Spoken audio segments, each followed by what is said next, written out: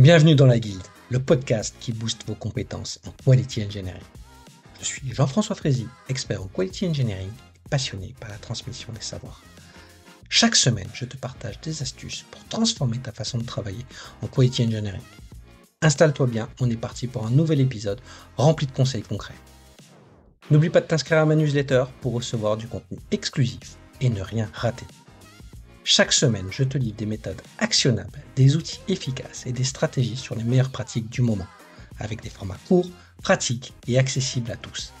Alors abonne-toi maintenant pour ne rien rater. Bonjour et bienvenue sur ce 4e épisode de la mini-série sur la vision du Quality Engineering et de comment mettre en place une démarche de Quality Engineering avec Antoine Krask. Donc dans les épisodes précédents, on a pu voir un peu la première phase de cette démarche, qui est la phase d'assessment, qui nous permettait vraiment de collecter et de faire un état de l'art des pratiques de façon systémique et transverse. Donc Antoine, une fois qu'on a fait ça, la prochaine étape, c'est un peu de définir les orientations stratégiques, de voir où est-ce qu'on va mettre le poids du corps, quelle roadmap. Comment on s'y prend pour faire ça, qui est quand même un challenge non négligeable, notamment lorsqu'on vient de l'extérieur, pour pouvoir le mettre en place de façon efficace. Ouais. Ouais. Il y a plusieurs aspects, donc je pense, pour moi, il y en a un premier qui est plutôt orienté sur la démarche et le processus. C'est en sortie de la phase d'assess, on doit avoir des thèmes précis et pragmatiques dans le contexte. Donc l'objectif, c'est pas de faire des slides de consultants de manière générique et avoir des mots-clés type stratégie, etc.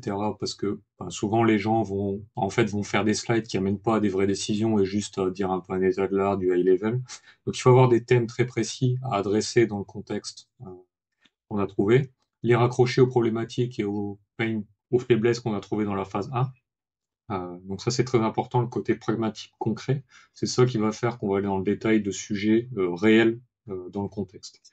Le deuxième élément, c'est sur chacun des thèmes avoir un sponsor qui idéalement est quelqu'un, soit quelqu'un management, voilà, VP, le CTO, ça peut être même le CPO sur certains, ou des référents tech ou des gens avec une forte influence qui ont un vrai pouvoir autorité dans l'organisation.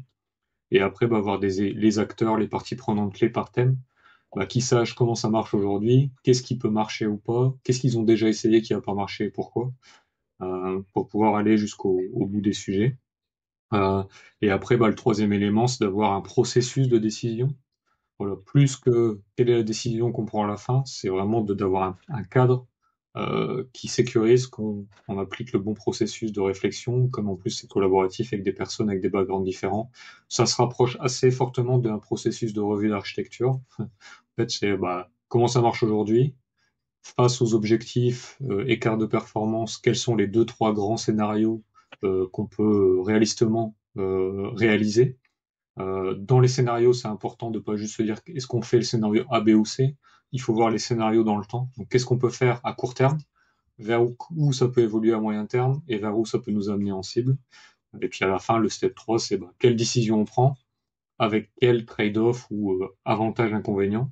Voilà, parce que les gens vont souvent vous dire oui, mais ça a tel avantage inconvénient. Bah oui, mais chaque option a des avantages inconvénients. Donc ce qui est important, c'est de réussir à les factualiser et se dire oui, on est conscient des inconvénients sur telle phase et collectivement on a pris telle décision pour telle raison. Donc voilà, pour moi les trois éléments c'est vraiment cela, pragmatisme concret des sujets, l'aspect sponsoring collaboratif et cadrage processus de décision clair. Voilà, c'est aussi ce qui va faire qu'on a des solutions actionnables sur la phase suivante.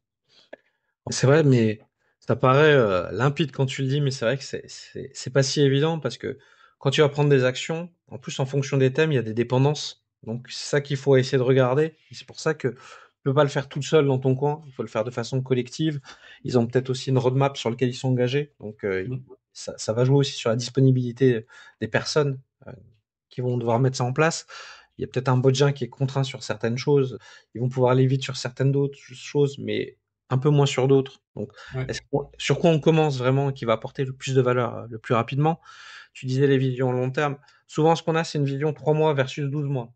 3 mois, c'est ce qu'on considère comme un quick win. Parce Mm. que c'est globalement ce qu'il faut dans une équipe pour développer. C'est rarement 3 jours, on a fait un truc et ça change la roue. Non, il faut déjà c'est 3 mois, c'est pas 3 mois à temps complet, c'est 3 mois calendaires et on le met en place et on considère que ça va apporter suffisamment de la valeur pour avoir un début de changement positif. Et ça a aussi un autre aspect positif, c'est que les gens voient que les choses commencent à changer, le management aussi, et ça met des signaux positifs, si je le dis en bon français. Et ça, c'est important, c'est de se dire dans la roadmap, il ne faut pas qu'on donne un espèce de tunnel et dit dans 12 mois, tous vos problèmes sont réglés. Non, parce que déjà, dans 12 mois, tout ne sera pas réglé, c'est une Mhm. évidence, parce qu'il y aura des surprises, des choses qui devront être mises en stand-by parce qu'il y a d'autres problématiques qui arrivent qui peuvent être réglementaires. Un nouveau Mhm. projet qui est gagné, il faut mettre le poids du corps dessus. Donc c'est déjà qu'est-ce qu'on peut mettre rapidement pour essayer après de mettre quelque chose qui va être, j'ai envie de dire, une habitude, une récurrence, des pratiques et quelque chose de fond qui va permettre aussi de s'améliorer en continu euh, avec ça. Euh, donc c'est vraiment important de le mettre en place et de le faire. Finalement, c'est une co-construction. Mhm. Et finalement, on est dans la conduite du changement, mais on y était déjà, je pense, déjà dans les interviews, Mhm. quand on faisait la cartographie. Mais là, ça se voit un peu plus parce les gens vont s'approprier les choses. Mhm. Il faut qu'ils puissent se mettre d'accord, surtout quand ils sont dans des équipes différentes. Et Mhm. ça, et le fait de l'extérieur, des fois, c'est plus facile de créer un consensus que d'être dans un jeu politique interne.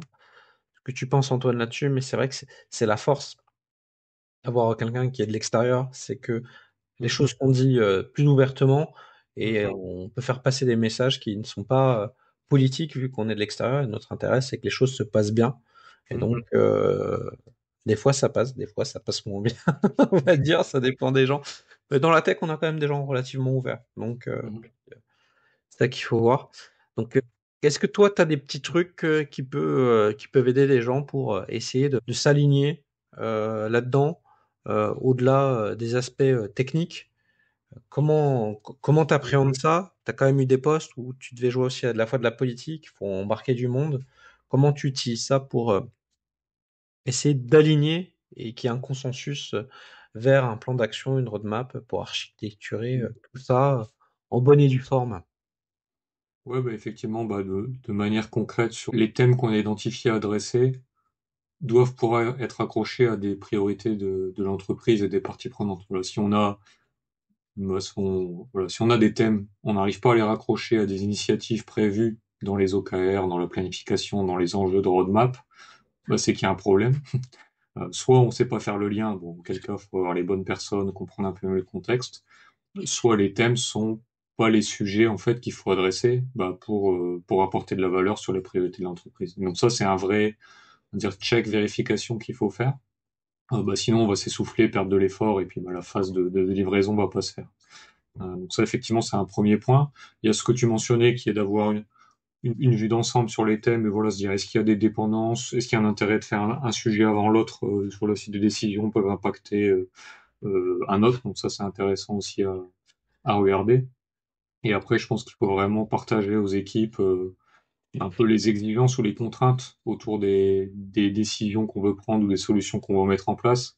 Pour faire écho sur ce que tu disais, effectivement, bah, une solution qui ne peut pas être faite de manière incrémentale, qui peut pas apporter de valeur dans les 3 prochains mois, sur laquelle on peut pas pivoter, c'est pas un bon scénario.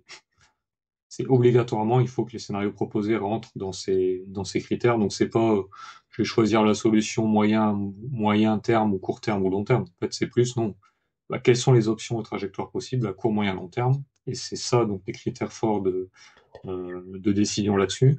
Et puis après, bah il y a aussi un côté, bah ce critère force aussi à trouver des solutions qui marchent par rapport aux cartographies qu'on a fait dans le step 1. C'est pour ça qu'il faut avoir vachement embarqué les parties prenantes dans la première phase parce que c'est ce qui va aussi donner les pistes de qu'est-ce qu'on peut réalistement changer quand on voit, la plupart du temps c'est assez complexe ce qui existe. On se rend compte qu'avec tout ce qu'il y a à faire à côté, on peut pas tout changer en quelques semaines. Ouais, Donc c'est aussi ça qui est important d'avoir ce côté vision partagée mais à la fois réaliste de l'existant et de ce qu'on peut agir. c'est vrai, et il faut éviter aussi de tomber, enfin, faut mesurer la solution qui paraît facile. Il y en a un qui me vient là tout de suite à l'idée, en tête, je veux dire, et qu'on a vu aussi tous les deux, On va mettre des quality gates très durs Mm. pour qu'il y ait de la qualité qu'on ait en production.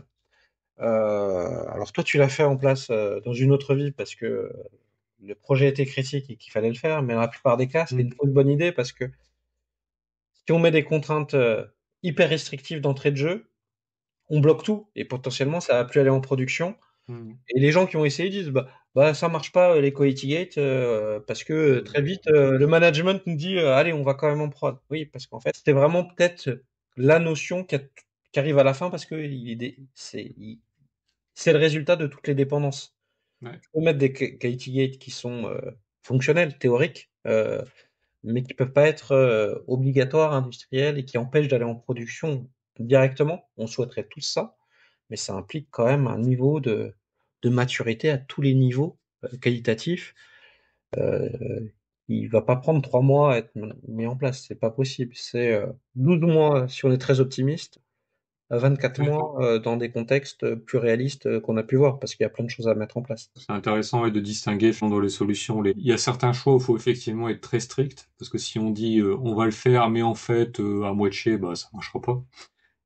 Et effectivement, les sujets où c'est plutôt intéressant d'avoir une démarche incrémentale, ou si on va trop vite, on risque de bloquer le flux. Mais il y a des choix où je pense qu'il faut pas hésiter. Souvent, on voit les gens, ils font un peu comme ils veulent. Oh, l'exigence, il y en a un, lui fait un PowerPoint, l'autre, il fait un Word, l'autre, il dans Excel. Le dev, quand il reçoit ça, il est perdu, quoi, s'il est jamais le même entrant. Donc, à un moment donné, il y a des formalismes, il faut être restrictif et dire, c'est comme ça, il n'y a pas le choix. Il faut que tout le monde travaille de la même façon, sinon on n'est pas industrialisé, on n'est pas productif. Mais il faut pas non plus se mettre les bâtons dans les roues et empêcher de pouvoir avancer.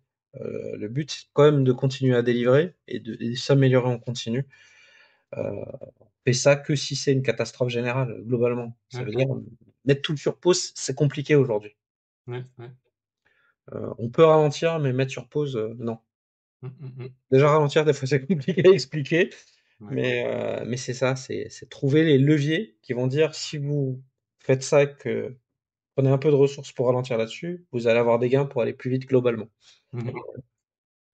C'est ça qui est important là-dessus. Je vois pas d'autres éléments à dire là-dessus, d'autres exemples. Après, on arriverait sur des trucs beaucoup trop spécifiques qui Mm. correspondraient pas à ce qu'on peut voir là. Mais c'est vrai que cette phase d'architecture, c'est ce qui va permettre vraiment de mettre tout en place. Et après, cette démarche, elle permet vraiment d'être efficace. Et on a le troisième A qui est Accelerate, qui est Mhm. continuer d'être accompagné pour faire le suivi, soit en interne, soit quelqu'un d'externe, pour pouvoir suivre et challenger ces démarches-là. Donc, dans le prochain épisode, on va un peu reparler de cette démarche de façon plus globale, de, de comment vraiment vendre ça à son management, à son N+1, et comment on peut mettre ça avec des résultats qui fonctionnent. Merci pour votre écoute. Merci Antoine pour la clairvoyance et tes explications. Restez avec nous pour le 5e et dernier épisode de cette mini-série de la Guilde. Merci d'avoir écouté cet épisode. C'est grâce à toi que la Guilde continue de grandir. Si tu as aimé, n'hésite pas à partager autour de toi et à laisser un avis 5 étoiles sur ta plateforme préférée. Je te donne rendez-vous au prochain épisode avec encore plus de conseils pour booster tes compétences.